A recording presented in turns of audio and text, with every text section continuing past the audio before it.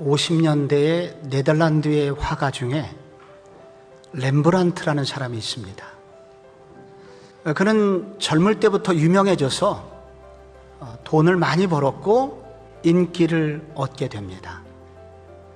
사스키아라고 하는 여인과 결혼을 해서 4자녀를 두고 나름 행복하게 살았습니다. 그러나 그의 나머지 생은 참 불행했습니다. 29세 때 첫째 아들이 죽습니다. 그런데 그로부터 3년 후에 둘째 딸이 죽게 됩니다. 그리고 그로부터 2년 후에 또 두 번째 딸이 죽게 됩니다. 그리고 2년 후에 또 아내마저 세상을 떠나게 됩니다. 재혼을 해서 2자녀를 두었는데 그 중에 또 맏아들이 죽게 됩니다. 그 시기에 그는 재산을 전부 다 날려버리게 됩니다. 그리고 마지막으로 첫째 부인 사이에서 낳았던 막내 아들도 죽게 됩니다. 그때 그가 유작처럼 남긴 한 폭의 그림이 있습니다. 탕자의 귀향이라고 이름 붙여진 그림입니다. 이 작품을 관람하러 가신 분들의 공통된 고백이 있습니다. 방황을 끝내기도 하고 그리고 평안을 잃어버렸던 사람이 다시 평안을 얻는 그런 놀라운 영감이 이 그림으로부터 나온다고 합니다. 어떻게 그림이 이런 힘을 가지게 되었을까요?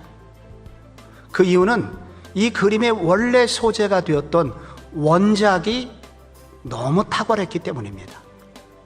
어느 마을에 아버지가 2 아들을 두고 있었습니다.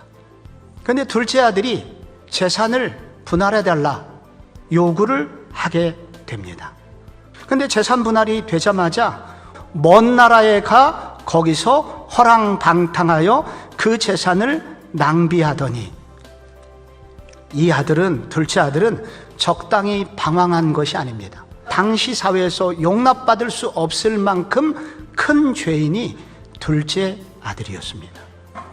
그런데 이 아들이 돌아왔고 이 아들이 아버지의 품에 안기고 있습니다. 탕자가 귀향을 한 것입니다. 어떻게 이런 일이 있을 수 있었는가?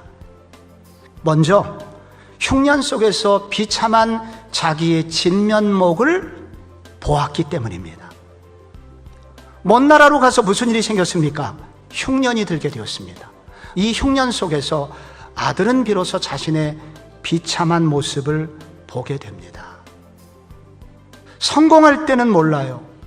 내가 실패하고 망하고 어려움 생기면 그때 우리는 비로소 나를 진짜 받아줄 사람이 누구인지 알게 됩니다. 2번째 이유가 있습니다. 돌아서려는 결단이 있었습니다. 정신이 돌아왔을 때 첫 번째로 든 생각, 나에게 아버지가 있다는 생각이었습니다. 그는 그 생각으로만 끝내지 않고 일어났고 아버지께 돌아가기로 결단하고 행동을 옮겼다는 것입니다. 이것을 성경은 회개라고 합니다.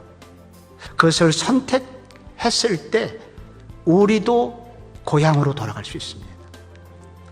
마지막으로 탕자가 집으로 돌아올 수 있었던 이유는 여전히 기다리시는 아버지가 있었기 때문입니다.